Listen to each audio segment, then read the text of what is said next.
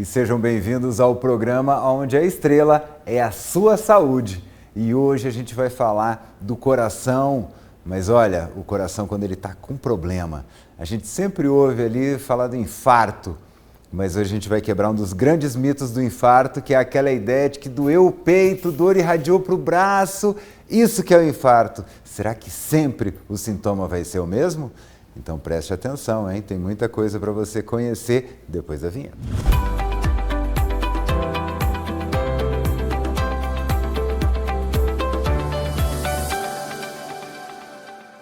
E a gente está aqui recebendo aqui no estúdio o Dr. Thanas Jatene, ele que é cardiologista intervencionista, ou seja, é para chegar e resolver o problema, né? Qual a diferença entre um cardiologista e um cardiologista intervencionista? Boa tarde, bom dia, Otávio. Obrigado pelo convite. O cardiologista intervencionista é uma subespecialidade. Tem gente que sub parece às vezes uma coisa ruim, né? Talvez uma super especialidade da cardiologia. Então, para fazer a cardiologia intervencionista, a gente tem que, depois de fazer 6 anos de medicina, fazer 2 anos de clínica médica, depois 2 anos de cardiologia clínica e depois mais 2 anos de cardiologia intervencionista. Quer dizer, que a gente fala subespecialidade, não é que é abaixo, né? É porque ela mais... É assim, mas no sentido de se aprofundar, né? Quer dizer, estudar mais e mais e mais. E eu estava falando dessa questão do infarto. O sintoma clássico de infarto é esse mesmo, né? Aquela dor no peito e vai para o braço e tal. E aí, muitas vezes, a gente acha que é só isso, mas não é, né? Existem outros sintomas. O mais comum é esse, né? É uma dor em aperto ou queimação no peito, que irradia para o queixo ou para o braço, muitas vezes acompanhada de uma sensação de um suor frio, de vontade de vomitar. Esse é o clássico, né? Importante as pessoas saberem que, se elas tiverem esses sintomas, elas têm que ir imediatamente a um pronto-socorro. Mas a gente tem o que a gente chama de apresentações atípicas de infarto, que são mais comuns em pacientes idosos, em mulheres. É importante alertar que mulheres nem sempre têm as características típicas, né, do infarto, e pacientes diabéticos, que da mesma forma que o diabético às vezes corta o pé e não sente dor, ele está tendo um infarto e ele não está sentindo a dor. Então o que essas pessoas podem ter às vezes é só essa sensação desse suor frio, uma falta de ar, essa vontade de vomitar, às vezes palpitações, uma sensação de desmaio. Então todos esses são sinais de alerta que a gente não pode negligenciar, tem que procurar ajuda médica o mais rápido possível. Por que o diabético ele acaba ficando um pouco insensível à dor, é isso? O diabético ele tem o que a gente chama de neuropatia diabética. Então, muitas vezes ele corta o pé e não percebe, aquilo vira uma ferida porque ele perde a sensibilidade mesmo, né?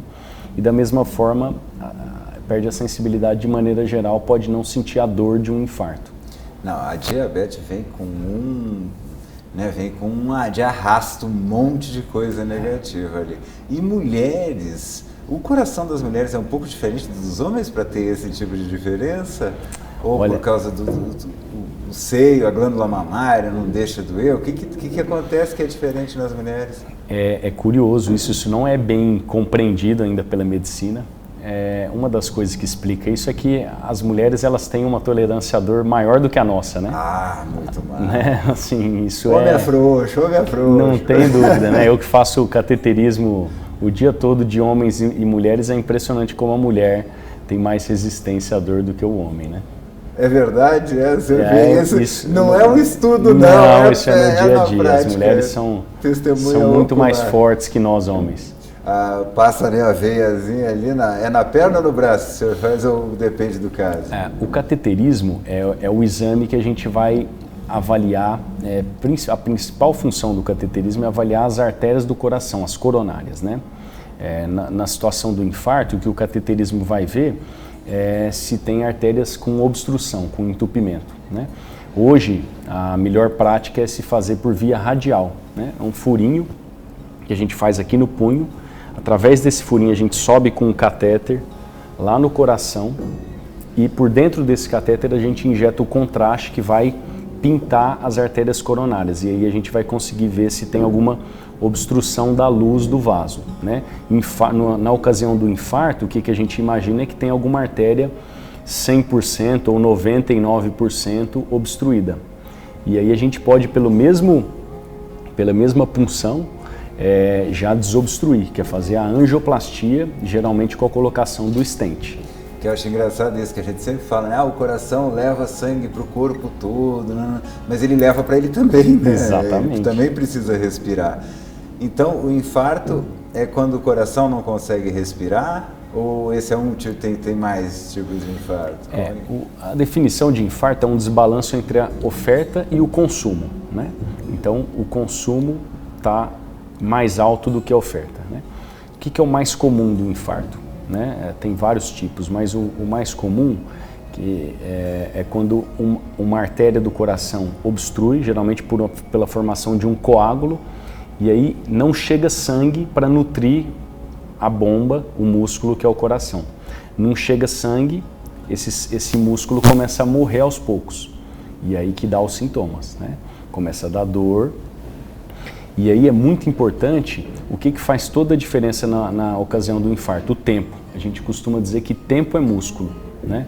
Então, quanto mais rápido você conseguir desobstruir o sangue, voltar a fluir na artéria coronária, voltar a nutrir o músculo do coração, maior a chance desse paciente sobreviver e maior a chance dele ficar sem sequelas, né? Veiazinhas. Aqui tá mais, né? A gente até tem o melhores, mas que fica em volta, né? São as veias que ficam em volta. Exato, elas ficam por fora. Essas que estão mais escurinhas aí são as artérias coronárias, né? Que levam sangue para o coração. Quando uma delas está obstruída, olha aí, exatamente, as vermelhinhas são as artérias, né? E as azuis as veias, né? Então o infarto geralmente é quando uma dessas vermelhinhas está obstruída por um coágulo. A gente chama tudo de veia, né? Mas tem diferença entre artéria e veia, né? Qual que é a diferença? A artéria, ela leva o sangue, a veia traz o sangue de volta. Então tá bom, olha aí, então tem essa diferença. A vermelhinha é o sangue oxigenado, o azulzinho já é o sangue que o oxigênio foi consumido. E tem diferença, por exemplo, se a minha estradinha está entupida nessa pontinha ou lá em cima? Total diferença. Tem? Total diferença.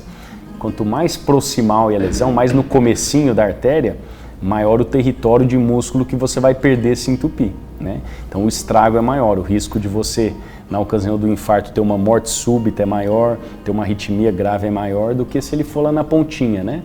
E se esse paciente sobreviver ao infarto, a chance dele ter sequela, quanto mais proximal o entupimento, maior a chance dele ter sequela, porque vai ter ele vai perder uma área grande de músculo cardíaco, né?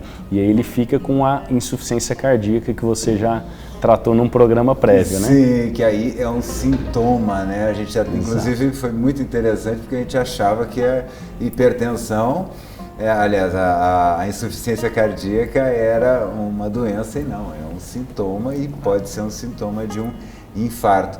Quanto tempo eu tenho? Essa pergunta é ótima, né? Essa é ótima.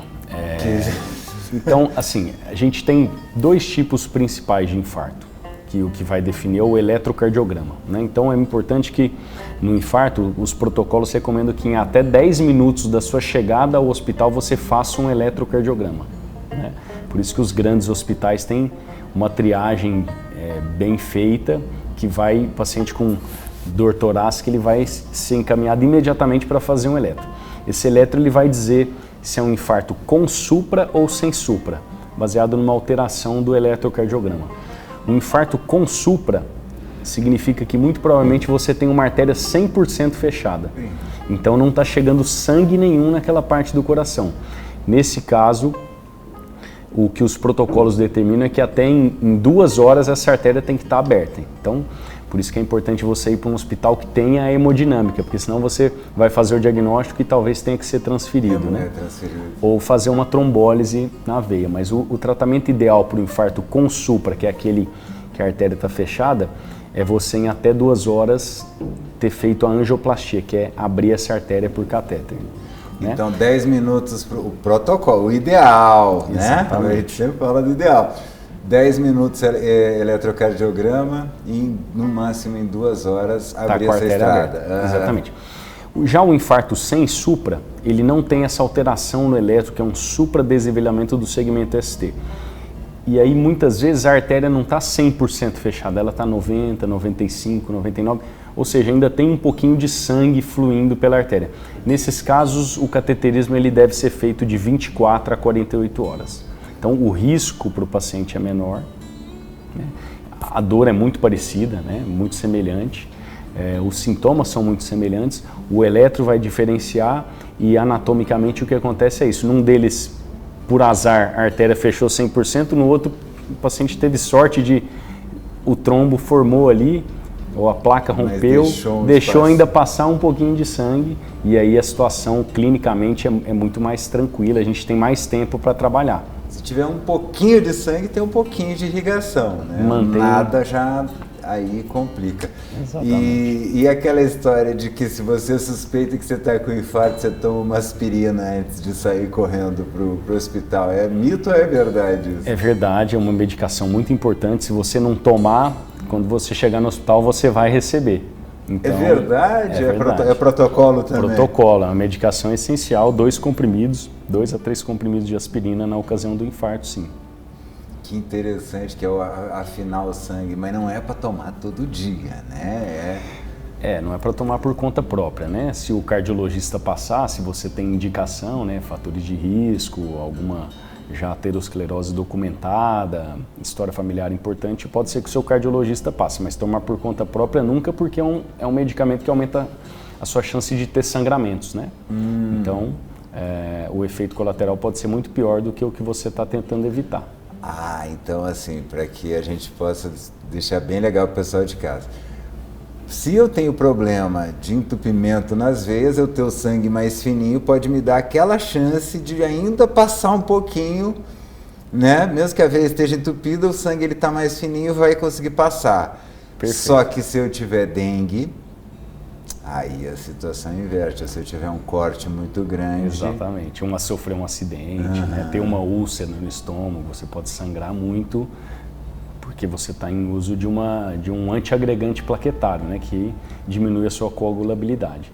Olha, gostei, né? A gente fala que é para deixar o sangue mais ralo, ele vem e diz que é um antiagregante plaquetário. Olha só, aí pronto, eu adoro. Vocês têm uns nomes tão bonitos, umas coisas tão graves. Mas é para afinar o sangue, é isso aí.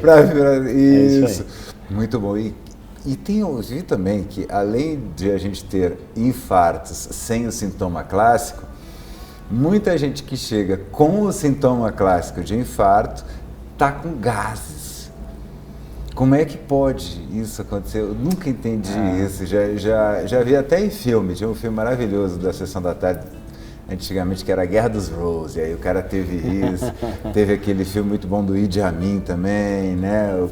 O médico holandês que fica amigo do Idi Amin também faz. Opa, isso é tão recorrente que é até coisa tem vários, de filme. Né? Assim, a gente considera que qualquer dor do queixo até o umbigo pode ser infarto. Então, o eletrocardiograma é um exame inofensivo, né? Então a gente orienta aqui nos pronto atendimentos o médico seja bem liberal com o pedido de eletrocardiograma, porque a gente vê no dia a dia que muitas vezes a dor não é típica, como a gente conversou no comecinho, né? Então a gama de diagnósticos diferenciais é muito grande, né? Por exemplo, uma gastrite, né? O paciente pode ter uma dor de estômago e ser infarto. Então, você vai pedir um eletro, né? Na verdade era uma gastrite. Uma pancreatite pode ser um sintoma nessa região que preocupa a gente. Uma colecistite, né? Inflamação da vesícula, pode ser um paciente que fez muita musculação, ele fica com uma dor aqui no externo que se assemelha ao infarto, né? Uma dor nas costas, né? Um problema na coluna pode ser algo parecido com infarto. Eu já vi até paciente com dor de dente que era infarto. Então, o senhor falou, né? É daqui, eu até achei que era só para o braço, mas o senhor até falou que pode ser uma dor no peito que vem para o queixo. Para o queixo, é muito aqui, típico. né? Dizer, outra coisa que é muito comum é o paciente com síndrome do pânico, né? O primeiro diagnóstico diferencial de infarto, e ele tem sintomas idênticos ao do infarto, e ele está com uma síndrome do pânico, né? Então, está tendo a crise, né? Exato. Então a sensibilidade do médico do pronto atendimento tem que ser muito grande e no final das contas o paciente com qualquer coisa que o deixe preocupado é melhor ir a um pronto atendimento para a gente já fala, não comer bola, né? Porque infarto, as pessoas têm que saber, a doença que mais mata no Brasil é infarto, né? E como a gente conversou, o tempo faz toda a diferença. Então, na presença desses sintomas, de alguma suspeita, procurar ajuda médica para o médico fazer esse diagnóstico. Se não for, melhor, né? Se for outra coisa, se for gases, se for ansiedade, que ótimo, né? Mas não é simples de descartar isso e precisa de um eletrocardiograma, muitas vezes de exame de sangue, né? E é engraçado que diz que é realmente muito semelhante e está em lugares diferentes, né? Porque a gente tem aqui em cima uma pressão diferente da de baixo e mesmo assim a dor, como é que é a dor referida que chama? Dor referida pode acontecer. É isso? Irradiada, referida, exatamente. Antigamente eu lembro que a minha mãe tomava um remédio chamado Isordil, ele era à base de nitroglicerina. Ainda existe esse tipo de remédio? Ainda existe, tem as suas indicações, mas geralmente é para um paciente que sabidamente tem alguma obstrução nas coronárias ou tem espasmo das coronárias, né? A coronária não tem uma placa de gordura, né, que é o mais comum, mas ela faz um espasmo, ela contrai. E aí você dá o Isordil, que é um vasodilatador, e ele tira esse espasmo e melhora a dor. Ou num paciente que tem placas estabelecidas e ele pode, em algum momento que ele aumentou o consumo, a demanda, né, do coração, ele pode ter dor e o Isordil vai ajudar. Ainda é uma medicação bastante utilizada, assim. Olha, e ela Mas, antiga, de novo, não por conta própria. Né? Nunca, sempre nunca. Com orientação do médico. É a base de nitroglicerina, né? Eu lembro que na época a gente falava que nitroglicerina para fabricar bomba. Eu fiquei apavorado quando eu vi aquilo. Quais são os medicamentos mais modernos? O que está se discutindo hoje em relação a medicamentos para pós-infarto? Então, assim, a primeira coisa do infarto é que a gente conversou, é detectar precoce e tratar.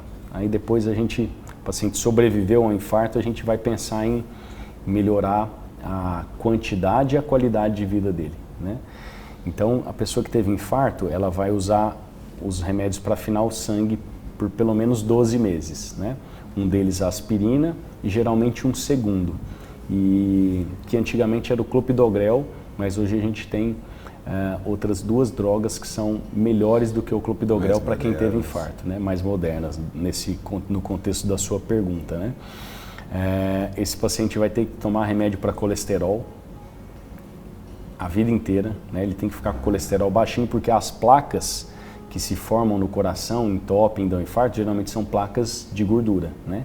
Aterosclerose. Então, sabidamente, a gente vê muita desinformação nessa área, né? Pessoas que falam que remédio para o colesterol não tem comprovação e manda tomar água com limão para... Então, tem muita desinformação nessa... Isso é muito comum. Uma das drogas mais bem estudadas da medicina são as estatinas, que são os remédios para baixar o colesterol.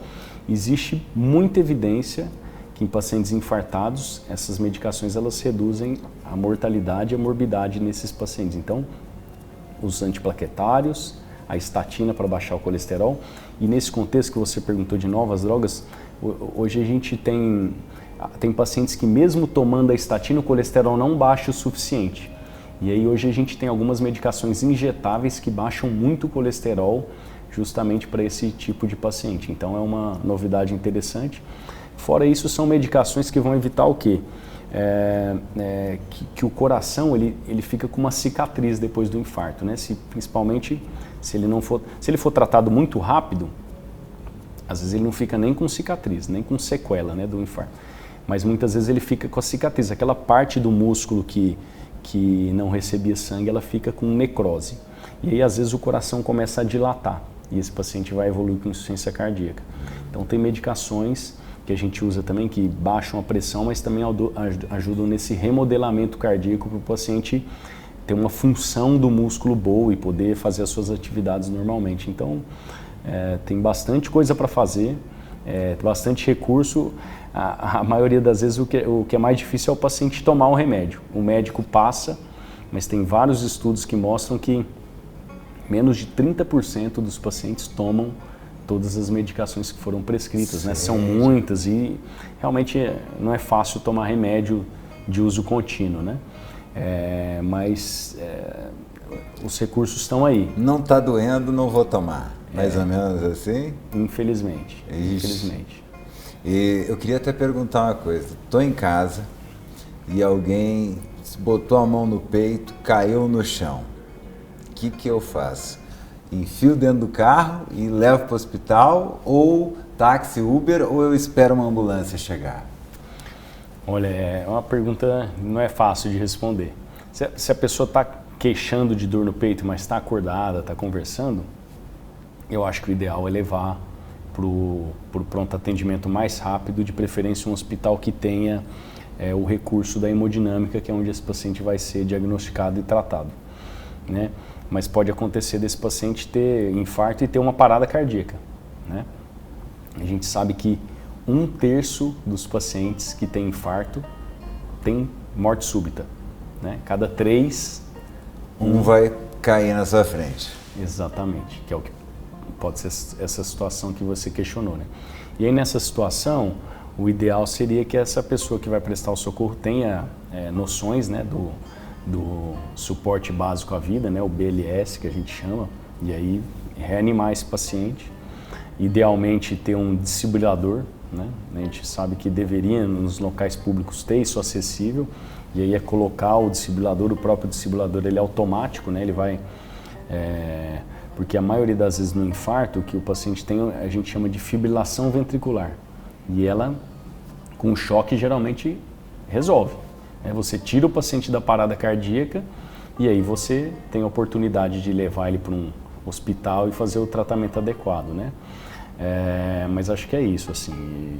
E agora, se a pessoa não tiver essas noções, é chamar o resgate, se possível alguém fazer se ele estiver em parada mesmo, né, palpar o pulso, não tem pulso, fazer uma reanimação ali para o paciente. Eu queria, inclusive, eu vou levantar esse desafio aqui no programa, essa bandeira. A gente podia pegar e fazer com o corpo de bombeiros, alguma coisa para ir nas escolas, ensinar, porque o pessoal assiste nos filmes e eu quero até perguntar isso, porque no filme, doutor, o cara vai lá, assopra 2 vezes na boca lá e dá 3 porradas. Se é mocinho, pá, volta na hora. Se é bandido, não volta, mas se é mocinho, volta na hora. É assim mesmo? Você vai lá e aperta 3 vezes, a pessoa já volta? Infelizmente não é. O que é na hora, se o paciente está nessa arritmia que chama fibrilação ventricular, o desfibrilador, né, aquelas pás, quando dá o choque, esse realmente na hora resolve boa parte das vezes. Mas com a massagem cardíaca, você reverter uma parada só com massagem cardíaca e com a ventilação, infelizmente é bem difícil disso acontecer.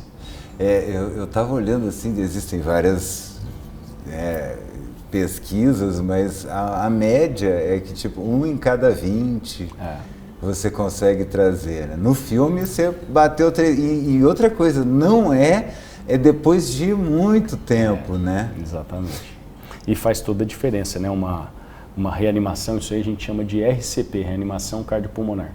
Uma RCP bem feita, né? Ela vai garantir que esse paciente não tenha sequelas, porque o problema, quando tem a parada, para de circular sangue, e o principal problema é não chegar sangue no cérebro. E aí, se essa massagem não for feita adequadamente, mesmo que esse paciente depois recobre, né, o seu ritmo, ele vai ficar com sequela, que é algo bem triste, né? E isso tinha que dar nas escolas. Eu brinco que a gente podia trocar uma fórmula de Bhaskara por alguns conceitos de medicina básicos, né? Ali dentro Gente, tirar até história, né? E a gente tinha que colocar, quantas pessoas engasgo. Quando você vê que alguém no restaurante sabe fazer aquela manobrinha de Heimlich, né? Pum, salva. Se não tem ninguém, a pessoa morre na frente de todo mundo. Uma coisa totalmente evitável, né? E essa questão que a gente vê, às vezes, o pessoal fazendo a RCP, né? Que é apertar ali, tem um jeito de fazer, que senão causa mais estrago do que arruma, né? Exatamente. E eles levam fazendo aquilo na ambulância, se for o caso, se for aquelas ambulâncias sem suporte, vai fazendo até chegar no hospital, mas eles não estão fazendo porque eles acham que a pessoa vai voltar, eles estão levando a pessoa para ela tomar o choque, né? Você vai segurando para chegar lá e tentar dar o choque. Para manter a perfusão para o cérebro, né? Você está massageando, você está fazendo o que o coração não está fazendo, você está bombeando o sangue para manter um fluxo ali no cérebro até que a causa seja revertida, né? Entendi que essa também é uma coisa muito legal, porque então você não faz a massagem cardíaca para o coração, você faz para o cérebro. Porque, claro, para o coração também, mas é porque se a gente raciocinar, né, que 80% do nosso oxigênio vai só para o cérebro, o coração ele aguenta, o cérebro não, é isso? Exatamente, o cérebro é o mais sensível, né? Com menos tempo ele fica com mais sequelas, né? Então, é lógico, falta o sangue para tudo, né? Para o coração, para o cérebro, para os membros, né? Para os rins, para o intestino, mas o cérebro ele é mais sensível, então um mínimo de tempo sem sangue é suficiente para ele ficar com sequelas. Se eu não tenho ninguém na família que já teve infarto, quanto tempo eu visito o cardiologista? De quanto em quanto tempo? Não precisa nem ser o cardiologista, na verdade, né? É muito importante a gente falar dos fatores de risco, né? Que é o que o cardiologista ou que o clínico geral vai ver. Então, os principais para infarto, né? Pressão alta, que é silenciosa, né? Então, a gente pode ter pressão alta e não saber, porque ela é silenciosa, né? Como é que eu vou saber? Se eu medir minha pressão, né? Se eu não medir, eu tenho pressão alta, dá dor de cabeça. Não dá, a maioria das vezes não dá nada. A pessoa tem a pressão alta cronicamente e ela só vai saber se ela fizer a medida. Então, pressão alta número 1. Diabetes, outro fator de risco importante. A pessoa só vai ter sintoma quando ele está muito descompensado. Como é que eu vou descobrir o diabetes? Fazendo o exame de sangue, né? Preciso ir num médico para ele pedir o exame. Colesterol alto, a mesma coisa. Também silencioso, não dá para eu saber, não tem sintoma de colesterol alto. É fazer o exame e ver que está alto. Fora isso, tabagismo, né? Esse é fácil da gente saber. E fácil de resolver, né? Sim. Nem tão fácil assim. Não, é se fosse parar. Ninguém fumava, né? Exatamente, né? Então, pressão alta, diabetes, colesterol, tabagismo e história familiar. História familiar não tem o que a gente fazer. Não tem como fugir. A gente chama de fator de risco não modificável, né? Mas se eu tenho história familiar, eu devo ficar mais atento a essas outras coisas, procurar mais precocemente passar em consulta com um cardiologista. Não tem assim uma regra, né? Com tal idade, com tal periodicidade, isso não tem essa regra, mas é importante que pelo menos anualmente você faça os exames para ver se está tudo bem. Um check-up, né? Exatamente. Infelizmente o programa está acabando. Eu queria que o senhor se despedisse ali do público naquela câmera, falasse um pouquinho da sociedade, que também tem o site, né? Pudesse falar. Além do Einstein, te encontram também nas redes sociais, né? Qual é essa rede social? Agradecer o convite, foi ótimo o bate-papo. Acho que talvez como mensagem final tenha a Sociedade Brasileira de Cardiologia, tem um site que chama Cardiômetro. Se vocês colocarem no Google, vocês vão achar. E é um alerta importante que ele mostra quantos infartos a gente tem por ano, por dia, por hora, né? Então, por ano, cerca de 400 mil pessoas morrem de infarto. Isso dá mais de 1.000 mortes por dia. Isso dá uma morte por doença cardiovascular a cada 90 segundos. Então, cada 90 segundos no Brasil tem alguém morrendo de infarto, né? Então, acho que isso talvez seja a mensagem final para as pessoas se conscientizarem da gravidade que é o infarto, né? De quão prevalente é e se cuidarem, né? A gente falou aqui dos fatores de risco, é importante ter hábitos de vida saudáveis, né? Exercício físico é fundamental porque vai ajudar no controle de todos esses fatores que a gente falou, de diabetes, de pressão, de colesterol, né? Não fumar, não beber em excesso, dormir bem, né? Tentar evitar o estresse, que não é fácil, se alimentar evitar alimentos industrializados, né? Preferir os alimentos mais naturais. Então, se puder passar essa mensagem para as pessoas, acho que a missão aqui da Sociedade Brasileira de Cardiologia e da Sociedade Brasileira de Hemodinâmica e Cardiologia Intervencionista, a missão está cumprida. Com certeza. Muito obrigado pela sua presença. Gente, outra coisa, não é questão, estresse sempre vai acontecer, o que depende é como a gente lida com ele, então pensa nisso e até o próximo programa. Um grande beijo.